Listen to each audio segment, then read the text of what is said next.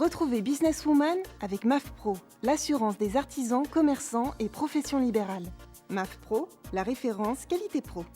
Efficace et pas cher. C'est la MAF que je préfère. C'est la MAF.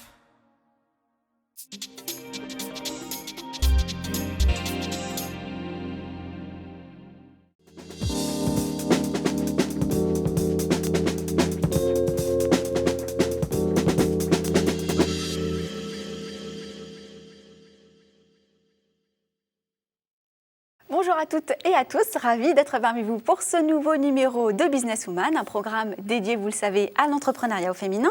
Ces femmes trop souvent absentes des magazines économiques et pourtant elles émergent et font émerger avec elles des pépites. Et pour preuve, 2 femmes sur notre plateau, 2 entreprises à l'honneur de notre programme consacré à l'innovation. Maya Eder, bonjour. Bonjour. Merci d'avoir accepté notre invitation. Merci à vous. Vous êtes fondatrice de Mediacap Connect, donc solution mobile pour professionnels de santé créée en 2012, on va y revenir.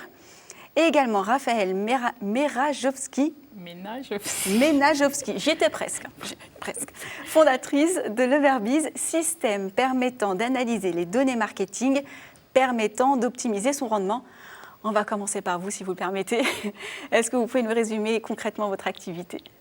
Concrètement, c'est en fait assez simple. Leverbiz va aider les annonceurs, les sites internet, à analyser la performance des investissements marketing qu'ils réalisent en prenant l'internaute depuis sa recherche jusqu'à son achat. Donc on va regarder tout le cycle de l'internaute et on va analyser tous ses clics, tous ses comportements pour regarder là où il y a de la vraie performance et des leviers d'opportunité. Donc si j'ai bien compris, c'est vous qui espionnez donc, nos manipulations sur Internet, nos connexions pour nous envoyer la publicité ciblée à chaque fois qu'on ouvre une page. Et voilà. Voilà, on a trouvé la coupable. Merci beaucoup Raphaël. Donc Maya Eder, est-ce que vous pouvez nous dire 2 mots sur votre solution à destination du monde médical ? Medicap Connect est un éditeur logiciel dans le domaine de la santé. Donc nous commercialisons et concevons aussi le logiciel du dossier patient et de facturation qui fonctionne sur un support mobile, donc sur une tablette en l'occurrence, et qui est destiné aux professionnels de santé travaillant dans les cabinets libéraux, donc votre kiné, infirmière, etc.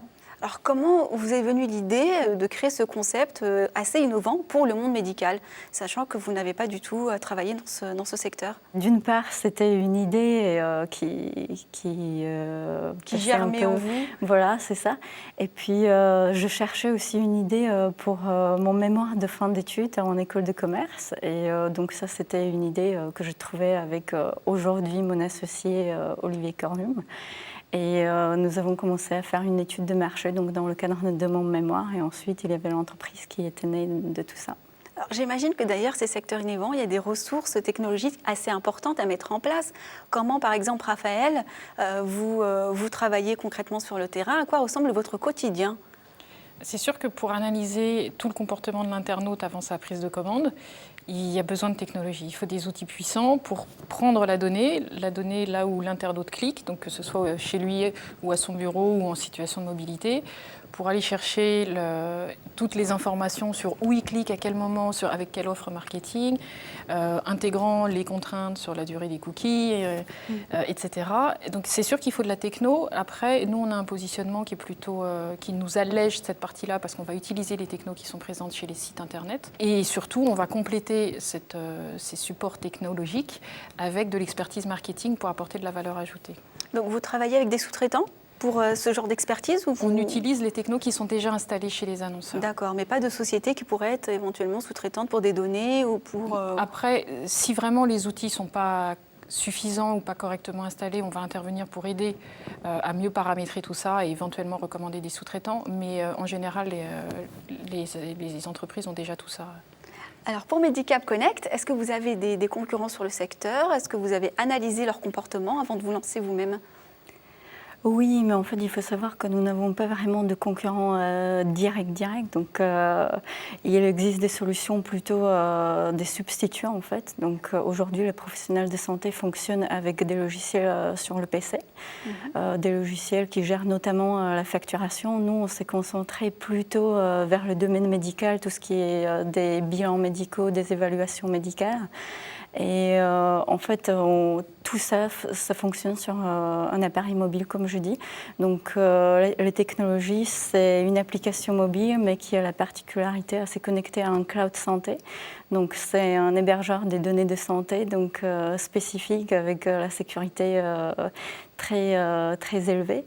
Et ensuite, nous nous connectons également à des systèmes de carte vitale, donc prochainement sur le marché. Mon étude de marché portait sur l'observation des usages.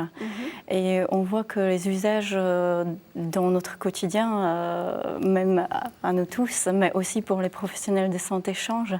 Et tout va vers la mobilité, l'instantanéité. On veut avoir l'information tout de suite sous la main, on veut l'avoir dans la poche. Tout va vers tout ce qui est les capteurs, l'analyse des données. Et nous, on se positionne beaucoup plus sur cela que sur la facturation, justement. Quels sont les premiers retours, justement, des médecins, des infirmières qui travaillent avec vos produits ? Très positifs. Ils sont surtout très curieux, en fait, parce qu'ils ne connaissent pas ce genre de solutions. Et donc, ils posent énormément de questions. Il y en a beaucoup qui nous aident aussi à travailler sur nos évolutions. Donc, ils participent vraiment activement à la conception du logiciel, donc ça c'est très positif. Et puis, même si notre première application, par exemple Kineap, qui est très spécifique pour les professionnels de rééducation, on a déjà en un an, disons, même pas, plus de 3500 téléchargements, donc c'est très bien. Alors, un concept comme l'Everbiz, c'est quelque chose, j'imagine, qui n'existait pas il y a 20 ans en arrière, 10 ans en arrière, pas de cette façon, en tous les cas, le ciblage précisément. Est-ce qu'il est indispensable de bien calculer son arrivée sur le marché quand on a une entreprise innovante ? J'avais identifié ce besoin chez les annonceurs, chez les sites internet, de creuser dans la data, dans leurs données, la donnée du comportement de leurs clients.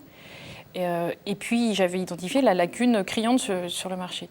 Mais après, en tant que tel, le projet est né alors que j'étais en recherche d'emploi. Donc je l'ai lancé comme ça, plus pour m'amuser, pour m'occuper, mais je n'ai pas du tout fait d'études de marché comme Maya. J'ai pas du tout, j'ai pas construit de business plan, j'ai juste lancé ça pour m'amuser, quoi. Et alors du coup, Donc, vous êtes prise au jeu et ça a fonctionné. En plus, Voilà. Vous anticipez ma prochaine question, parce que finalement, est-ce que c'est un business qui peut être rapidement rentable quand on entreprend dans l'innovation ? Pour ce qui me concerne, il n'y avait pas d'investissement au départ, puisque comme j'ai dit tout à l'heure, on utilise les technos qui sont déjà installés chez les annonceurs.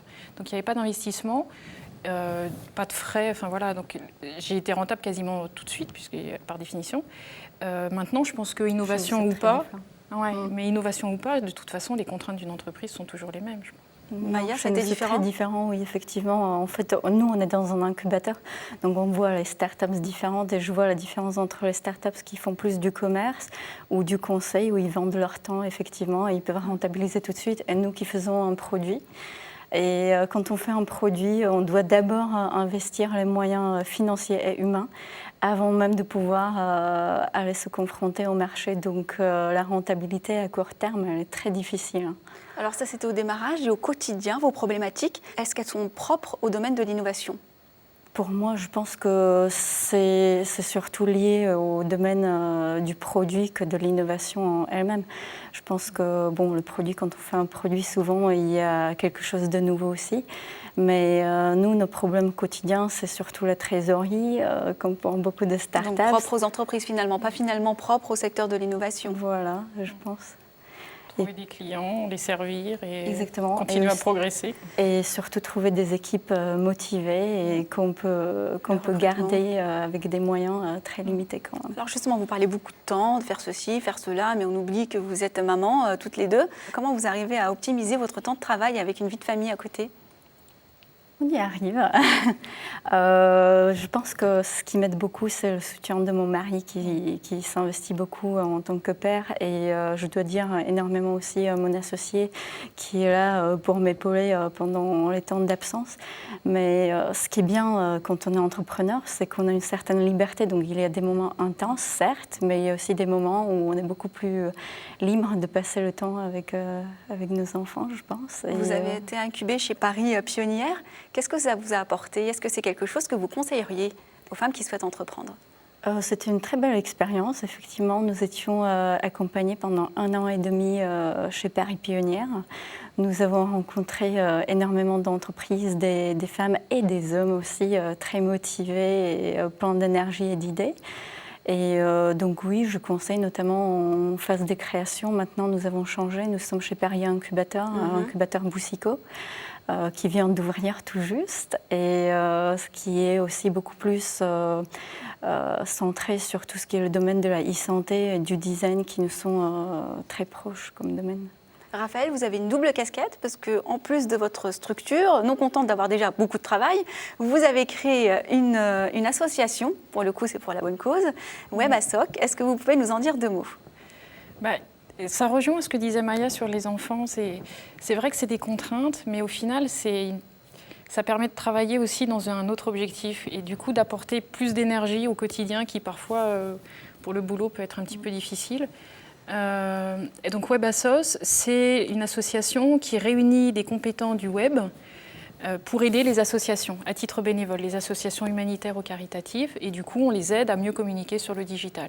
Donc on ne va pas sur le terrain, c'est elles qui s'en occupent, mais on essaye de les aider avec nos compétences sur le web. On peut donner l'adresse internet pour celles qui nous regardent et qui souhaiteraient justement Merci. C'est WebASSOC, W-E-B comme web, assoc, A2SOC.fr.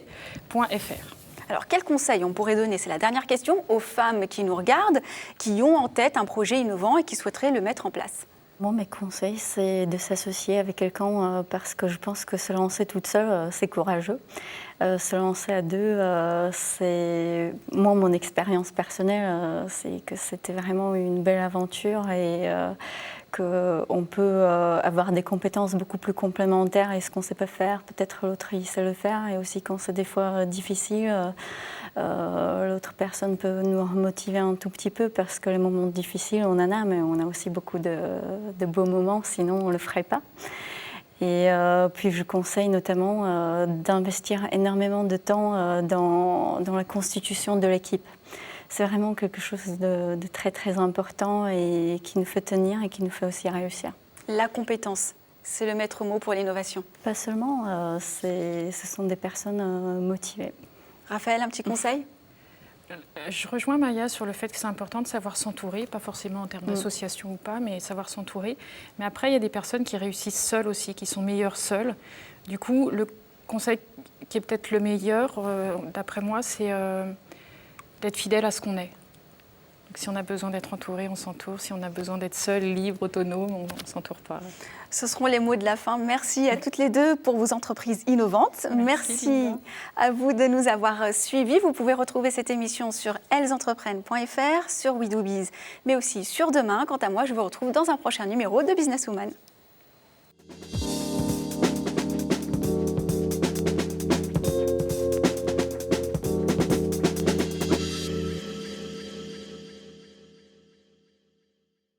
Businesswoman vous a été présenté par MAFPRO, l'assurance des professionnels depuis plus de 60 ans. MAFPRO, la référence qualité pro. Efficace et pas cher. C'est la MAF que je préfère.